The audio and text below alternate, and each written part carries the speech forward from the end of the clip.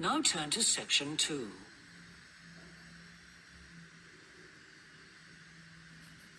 Section 2. You will hear a recorded talk giving an introduction to the historical theme park of Manham Riverport in England. First, you have some time to look at questions 11 to 15.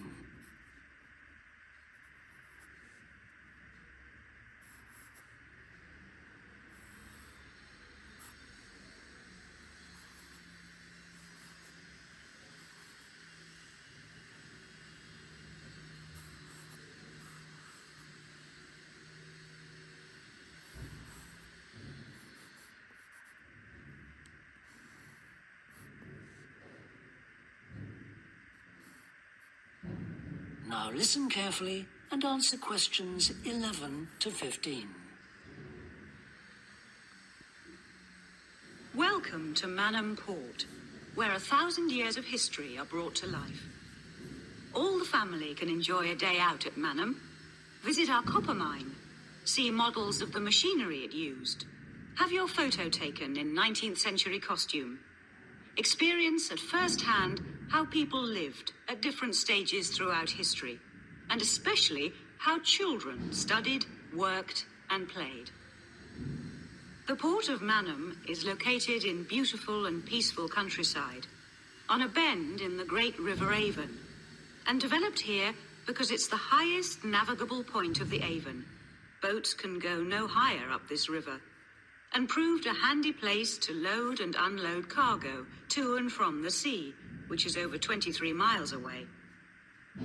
A small port was already established here when, about 900 years ago, tin was discovered nearby, though it wasn't until the Industrial Revolution, when a tremendous need for metals of all kinds developed, that Manham expanded to become one of the busiest ports in the country.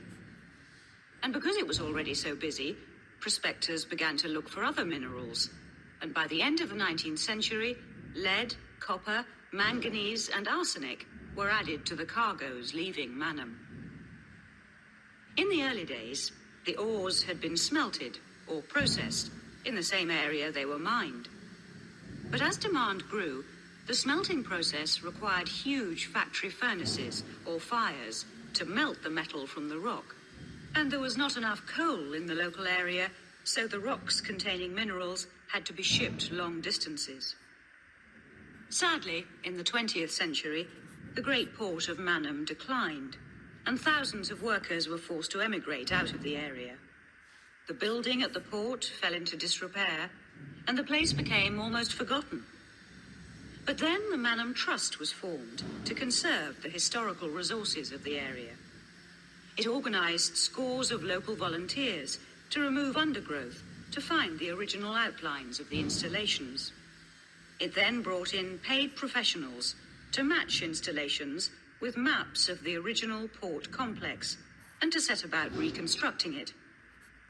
Today, you can see the results of this ambitious program of restoration.